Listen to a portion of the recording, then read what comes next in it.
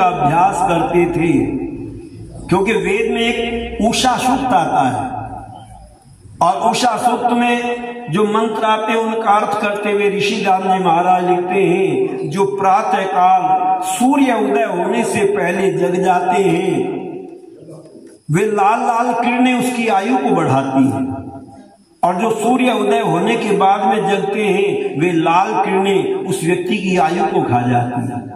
और उदाहरण दिया, जैसे जंगल में रहने वाला भेड़िया होता है वह जंगल के जानवरों को खा जाता है, और जैसे बाज पक्षी होता है उसकी पत्नी वाजिनी होती है वो आकाश में उड़ने वाले पक्षियों को खा जाती है, ऐसे ही वे लाल लाल किरणें सोते हुए व्यक्ति की आयु को खा जाती है। और ये बात मुझे कब समझ में आई वेद की? देखो, वेद की बातों को झूठ मत मानो। आज लोग कहते हैं जी वेद में झूठ लिखा है। झूठ लिखा नहीं है, तुम्हारी समझ में नहीं आया। जिस दिन समझ जाओगे उस दिन वेद को वाकई में सत्य ही कहोगे। हमारे परिवार में एक बच्चे को पीलिया रोग हो गया। जानते हो पीलिया रोग क्या होता है? व्यक्ति का खून बनना बंद हो जाता, चेहरा पीला पड़ना शुरू हो जाता है, आंख भी पीले रंग की हो जाती जैसे हल्दी डाल रखी है। तो हम डॉक्टर के पास में ले गए उस बच्चे को। हमने कहा डॉक्टर साहब देखना इस बच्चे को क्या हो गया, पीला पड़ता जा रहा है। डॉक्टर ने कहा इसको पीलिया हो गया है। कहा ये दवाई इसको खिलाना, और दवाई के साथ साथ एक काम करना, सवेरे जब सूर्य उदय हो लाल लाल किरणें धरती पर पड़े तब इसको लेकर के धूप में खड़े होना। हमने पूछा उससे क्या होगा? तो उन्होंने बताया वो जो लाल लाल किरणें हैं वो पीलिया रोग को समाप्त करती हैं, मनुष्य के चेहरे को लाल कर देती हैं, इसीलिए वे लाल लाल किरणें हम उनको ग्रहण करते थे। पहले लोग सवेरे उठते थे, नहाते थे और कपड़े नहीं पहनते थे, पूरब दिशा की तरफ को मुंह करके बैठते थे आंख बंद करके, और सूर्य उदय होता था वो लाल लाल किरणें सारे शरीर पर पड़ती थी, अनेक रोग दूर हो जाते थे। पर आज हम रोगों को दूर करना चाहते हैं या रोगी को दूर करना चाहते हैं? आज रोगों को नहीं भगाना चाहते, रोग आ जाए शरीर में तब उसको ठीक करना चाहते हैं। पर पहले ऋषियों ने कहा तुम अपने जीवन में वो व्यवहार करो जिससे तुम्हारे जीवन में रोग ना आए। अच्छा, मैं आपसे पूछता हूं, पहले लोगों का चेहरा लाल चमकता था या आजकल लोगों का चेहरा लाल चमकता है? पहले लोगों का चेहरा लाल दिखाई देता था। क्या खाते थे वो? ज्यादा माल खाते थे आपसे ज्यादा माल तो नहीं खाते थे, पर एक वही चीज खाते थे, सूर्य उदय होने से पहले जगने का प्रयत्न करते थे, और वो जो लाल लाल किरणें थी उनको ग्रहण करते थे। इसलिए वेद में कहा तुम सूर्य को अपने मुंह में दो। और श्री राम का चेहरा कैसा चमकता था? रामचरितमानस को पढ़ करके देखना, वहां लिखते रवि सम तेज सो वर्णी न जाए। जैसे सूर्य उदय हो रहा हो ऐसा चेहरा चमकता था राम का। और शांतनु के चेहरे का भी वर्णन करते हुए महाभारत में लिखा है सूर्य सम, सूर्य के समान चमकता था। और हनुमान का चेहरा कैसा था? हनुमान को दो लोग कहने लगे उसने सूरज को ही पकड़ करके मुंह में दे लिया। ये बच्चे भी कभी कभी दे लेते हैं। टॉर्च होती है छोटी सी, टॉर्च को मुंह में दे लिया बच्चे ने और बटन दबा दिया, तो अंदर लाइट से चेहरा कैसा दिखाई दे रहा है? जैसे सूर्य दिखाई दे रहा है। मानो हनुमान का चेहरा भी ऐसा ही चमकता था जैसे सूर्य निकल रहा हो। वेद कहता प्रत्येक व्यक्ति को सूर्य को ग्रहण करना चाहिए, सूर्य के गुणों को जीवन में धारण करना चाहिए। उस दिन मुझे बात समझ में आई, वाकई में वेद सब सत्य विद्याओं का पुस्तक है। अनेक रोगों को दूर करने का काम करती है वो किरणें। इसलिए प्रातः काल वैद्य लोग क्या करते थे? रोगी को वायु सेवन भी कराते थे। कोरोना फैला, उसमें लोगों ने क्या कहा कि पार्क में घूम करके आया करो, प्रातः काल लंबे लंबे सांस खींचा करो। क्यों? ये क्या है? ये प्राणायाम ही तो है, लंबे सांस खींचना। इससे सिद्ध होता है हमने ऋषियों की बात नहीं मानी तो तरह तरह की बीमारियां आनी शुरू हो गई। तो कहा तुम सवेरे उठ करके उस परमात्मा का भजन किया करो। कुछ पैदा होकर मर जाते, कुछ जन्म से औषध पीते हैं। कौन पुरुष इस जग में रहकर 100 वर्षों तक जीते हैं? कौन पुरुष इस जग में रहकर 100 वर्षों तक जीते हैं? सावित्री मंत्रों का जप स्वाध्याय और प्राणायाम करे। सावित्री मंत्रों का जप स्वाध्याय और प्राणायाम करे। जलवायु शुद्ध करने को यज्ञ प्रातः और शाम करे। प्रतिदिन प्रातः काल पिता माता गुरु को प्रणाम करे। वृद्धों को आसन दे करके सेवा आठों याम करे। वो ही ऊंचे उठते जग में, वे ही ऊंचे उठते जग में जो चरणों में नीचे हैं। वही पुरुष इस जग में आकर 100 वर्षों तक जीते हैं। वही पुरुष इस जग में आकर 100 वर्षों तक जीते हैं। कुछ पैदा होकर मर जाते, कुछ जन्म से औषध पीते हैं। कौन पुरुष इस जग में रहकर 100 वर्षों तक जीते हैं? कौन पुरुष इस जग में रहकर 100 वर्षों तक जीते हैं? कौन है वो जो 100 वर्षों तक जीते हैं? पहले लोग अपने चेहरे को लाल करने के लिए प्रातः काल उठते थे। लाल तो भी करते हैं चेहरे को। एक महिला को मैंने देखा बहुत चेहरा लाल चमक रहा है। मैंने कहा वाह गजब। और जब शादी हुई, फेरे फिर गए और सवेरे को मुंह धुल करके आई तो दूल्हे ने ही पहचानना बंद कर दिया। कहने लगे ये नहीं है वो जिसके साथ फेरे फिरे थे, वो तो कोई और थी। झगड़ा होने लगा। क्यों? क्योंकि उस समय तो ब्यूटी पार्लर से आई थी, ताजी ताजी खूब मेकअप करके आई थी। और जब मुंह धुल दिया तो वो सारी सुंदरता नाली में बह गई और ओरिजिनल चेहरा दिखाई देने लगा। अच्छा, ये सुंदरता है क्या? पहले स्वाभाविक सुंदरता हम प्राप्त करते थे सवेरे उठ करके। और क्या करते थे? सवेरे उठ करके आंख बंद करके गायत्री का जप करते थे। आज तो बड़े बड़े कथावाचकों ने कहना शुरू कर दिया इन महिलाओं को गायत्री बोलने का ये अधिकार नहीं। ऐसा प्रचार किया जा रहा है भारत के अंदर। पर मैं आपसे पूछना चाहता हूं, उनसे जब पूछा गया क्यों नहीं है इनको गायत्री जपने का अधिकार, कहते हैं इनको जनेऊ नहीं पहनना। जो पवित्र नहीं पहनता उसको ये गायत्री मंत्र जपने का अधिकार नहीं है। तो हमने कहा क्या महिलाओं को यज्ञोपवीत पहनने का अधिकार नहीं है? कह लगे नहीं, इनको अधिकार नहीं है। और ये कथाएं उन्हीं की सुनती हैं जो इनको अधिकार नहीं देती। पर आप पढ़ करके देखना, शिव पुराण में आता है शैलराज ने अपनी पुत्री पार्वती का उपनयन संस्कार वेद मंत्रों के द्वारा कराया। क्यों जी, सुनाता है कोई पंडित? पर दुर्भाग्य इस देश का ये है, हिंदू जो है ना, सत्य को तो झूठ मानता है और झूठ को सत्य मानता है। इसीलिए ऋषि राम जी महाराज ने आर्य समाज का नियम लिखा था, सत्य के ग्रहण करने और असत्य के छोड़ने में सर्वदा उद्यत रहना चाहिए। जो इनको पैरों की जूती बताते ना, उनके तो पैर ही पकड़ती हैं, और जो इनको सिर का ताज बताते उनसे झगड़ती हैं। ऋषि राम जी महाराज ने इन महिलाओं को सिर का ताज बताया तो उसको तो गाली देती हैं, और जो इनको पैरों की जूती कहते हैं उनके पैरों में पड़ती हैं जाकर। उल्टा स्वभाव है हमारा।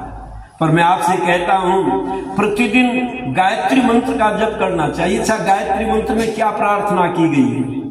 धियो यो नः प्रचोदयात्, प्रभु मेरी बुद्धि को सन्मार्ग में प्रेरित करो। अच्छा, आपको तो बुद्धि की जरूरत नहीं है या है?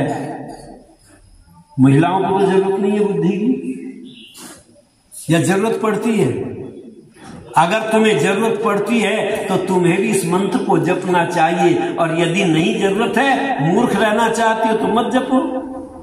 पर क्या करें, इस देश के पंडितों को ऐसा उल्टा प्रचार किया गया देश के अंदर। तो महाभारतकार कहते हैं, भीष्म पितामह कहते हैं, जो प्रातः काल उठ करके गायत्री मंत्र का जप करता है, इसको सावित्री मंत्र भी कहते हैं, गुरु मंत्र भी कहते हैं, और गायत्री मंत्र भी कहते हैं। आप रामायण को पढ़ना तो वहां पर मिलता है, श्री राम प्रातः काल उठकर प्रणव का जप करते थे और गायत्री का जप करते थे, और साथ में सीता जी भी बैठ करके साथ साथ संध्या करती थी। अच्छा, जब राम गायत्री का जप करते थे तो सीता भी करती होंगी या नहीं करती होगी? या वो अलग फिल्मी गीत गाती होगी बैठ करके? क्योंकि पति पत्नी दोनों साथ साथ संध्या कर रहे हैं तो साथ साथ बोल रहे हैं। राम गायत्री का जप कर रहे हैं तो सीता जी भी गायत्री का ही जप करती हैं। पर क्या करें, इस देश के लोगों को यहाँ लोगों ने उल्टा प्रचार करना शुरू किया, और हमने उनको बहुत बड़ा संत मान लिया। हमने न रामायण के प्रमाण को माना, न हमने शिव पुराण के प्रमाण को माना। तो कहते हैं, जो प्रतिदिन प्रातः काल उठ करके माता पिता को प्रणाम करते हैं, अभिवादन करते हैं, वृद्धों की सेवा करते हैं, वो संसार में जीवन में ऊपर उठते हैं, और वही 100 वर्ष तक करते हैं। क्योंकि विद्वानों ने लिखा, अभिवादन शीलस्य नित्यम वृद्धोपि सेविन चत्वारि तस्य वर्धन्ते आयुर्विद्या यशो बल। उनकी आयु विद्या यश और बल बढ़ते हैं जो बड़ों को अभिवादन करते हैं। पर आजकल के बच्चे बड़ों को नमस्ते करना चाहते हैं या नहीं चाहते? आजकल डर लगता है, मुंह फेर करके निकलते हैं, नमस्ते करनी पड़ेगी। याद रखना, पहले हम बच्चों को सिखाते थे, बेटा बड़ों को अभिवादन करना, बड़ों को नमस्ते करना। भोजन स्वाध्याय स्नान संध्या काल में ना करना चाहिए। भोजन स्वाध्याय स्नान संध्या काल में ना करना चाहिए। संध्या के समय संध्या के सिवा कुछ काम नहीं करना चाहिए। बिना बुलाए कभी मनुष्य को कहीं नहीं जाना चाहिए। यदि कहीं जाती हो तो बिना कहे जाना चाहिए। भिक्षुक को देकर दान कभी, भिक्षुक को देकर दान, जो फटे दिलों को सीते हैं वही पुरुष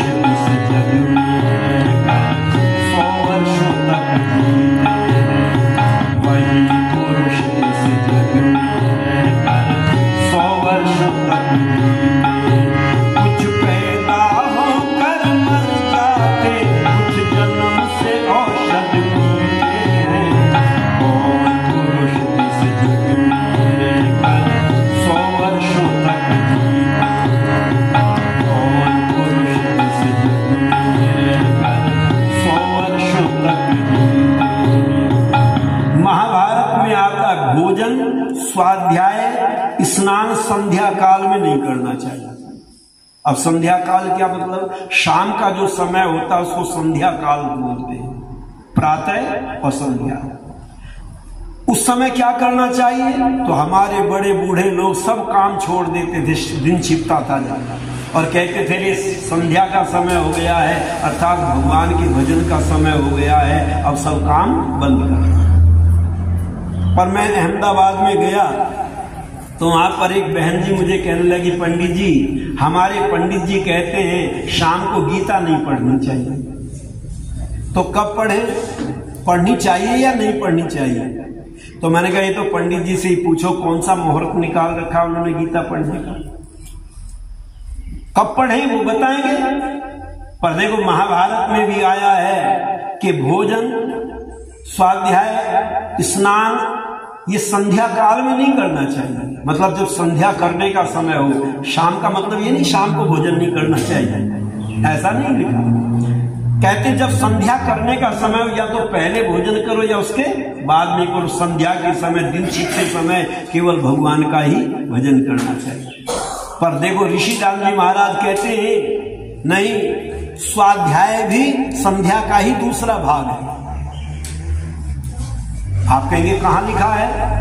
ऋषिदानंद ने नहीं कहा, शिव पुराण को आप पढ़ लो, वहां पर मिलता है वेदों का जो नित्य अध्ययन या स्वाध्याय होता है उसी को ब्रह्मयज्ञ कहा जाता है।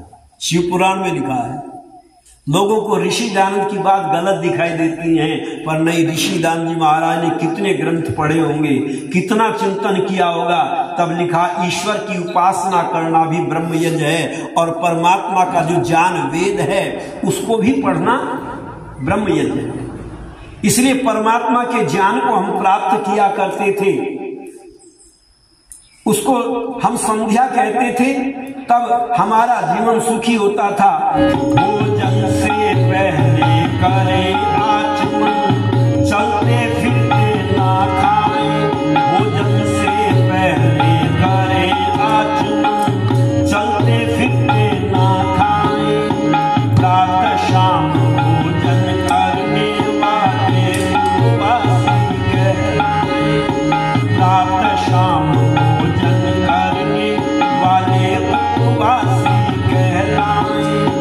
करे न जब जब शब्द कभी, अधिक रात में ना खाए। अतिथियों को करा के भोजन स्वयं बाद में ही खाए। अकेले भोजन करने वाले, अकेले भोजन करने वाले जहर हरा पीते हैं। वही पुरुष इस जग में रहेगा 100 वर्षों तक जीते हैं। वही पुरुष इस जग में रहेगा 100 वर्षों तक जीते हैं। कुछ पैदा होकर मरता है, कुछ जन्म से औषध पीते हैं। कौन पुरुष इस जग में रहेगा 100 वर्षों तक जीते हैं। का भोजन से पहले जो आचमन करते हैं, आपने विवाह संस्कार देखा हो कभी, जब फेरे फिरते हैं तब ध्यान से देखना, पहले आचमन कराते हैं और उसके बाद मधुपर्क खाने को देते हैं और उसके बाद फिर आचमन करवाते हैं। तो का भोजन करने से पहले आचमन करें, क्योंकि जो कफ आदि है वो दूर हो जाए। और चलते फिरते न खाएं। पहले लोग कैसे करते थे भोजन? आसन बिछा करके, बैठ करके, पलौथी लगा करके भोजन करते थे। और अब मेज पर रख देते हैं, आओ खाओ जाओ। कुछ लोग तो चलते चलते प्लेट को हाथ में लेकर के बात भी कर रहे हैं, इधर उधर घूम भी रहे, भोजन भी खा रहे हैं। ये विधि हमने बदल दी। तुम्हारी सुविधा तो हो सकती है, इसमें खिलाने में दिक्कत पड़ेगी, सुविधा से लोग खा सकते हैं, अपने आप खा करके जा सकते हैं, पर ध्यान रखना ये स्वास्थ्य के लिए हानिकारक है। हमारे ऋषियों ने कहा बैठ करके भजन और भोजन एकांत में शांत भाव से। पुराने लोग तो बोलते भी नहीं थे भोजन करते समय, चुप होकर के भोजन करते थे। और बोलने से क्या होता है, कभी कभी ऐसा धक्का लगता है, ऐसा सांस की नली में खाना पहुंच जाता है कि व्यक्ति बेचैन हो जाता, परेशान हो जाता, इसलिए बोलने का भी विधान नहीं किया। तो कहा जो ऐसे जीवन को चलाते हैं, दूसरों को खिला करके भोजन करते हैं, बाद में भोजन करते हैं। हमारे यहाँ का तो मुझे पता नहीं, पर हमारे ये माताएं बहनें सारे परिवार को भोजन करा देती हैं और सबसे बाद में स्वयं करती हैं। तो इनको क्या कहते हैं? देवी। हमारे यहाँ नाम के साथ में कमला देवी, विमला देवी, शिमला देवी, सबके साथ देवी शब्द जुड़ता है। मैंने पूछा इनमें कौन सा दिव्य गुण है जो ये देवी कहलाती है? हमें कोई देवता नहीं कहता, नरेश देवता, महेश देवता, सुरेश देवता, इनको देवी कहते हैं। कौन सा गुण है? तो पता चला वेद का एक गुण इन्होंने लिया, केवलागो भवती केवलादि, जो अकेला खाता है वो पाप खाता है, और जो खिला करके खाता है वो यज्ञ शेष खाता है। और देशों में नहीं है ये परंपरा। भारत के अंदर अभी भी ये परंपरा है, पहले सारे परिवार को खिलाती है महिला और सबसे बाद में स्वयं खाती है। ये दिव्य गुण वेद का इन्होंने लिया, इसलिए इनका नाम के साथ में क्या शब्द जुड़ गया? देवी शब्द जुड़ गया। आप कहेंगे जो अकेला खाता वो क्या है? जो अकेला खाता वो पाप खाता है, और जो खिलाकर के खाता है वह यज्ञशेष खाता है, देवता बन जाता है। इसलिए श्री राम क्या करते थे? श्री राम अकेले भोजन नहीं करते थे। अनुज सखा संग भोजन करही, मात पिता आज्ञानुसरही। राम अपने छोटे भाइयों के साथ मिल बैठ करके भोजन करते थे। और चाणक्य जी लिखते हैं, जाति बंधुओं के साथ मिल बैठकर भोजन करने से प्रीति बढ़ती है और अलग अलग भोजन करने से द्वेष बढ़ता है। अब मान लो पंडित जी और हम साथ आए हैं, मुझे कहने लगे आप बैठो जी, अभी पहले हम पंडित जी को करा दें, तो मैं तो सोचूंगा कि इनके लिए कोई स्पेशल माल खिला देंगे पहले, बाद में बचा कुचा मुझे खिलाएंगे। और ये सोचेंगे पहले मुझे खिला रहे इनके लिए, बाद में कोई स्पेशल चीज बना रखी है, बाद में खिलाएंगे इनको। दोनों के मन में द्वेष पैदा हो जाएगा। और जब साथ बैठ करके खाते हैं तो प्रीति बढ़ती है। इसलिए हम अपने घर में प्रेम पैदा करना चाहते हैं तो मिल बैठ करके भोजन करने की परंपरा डालें।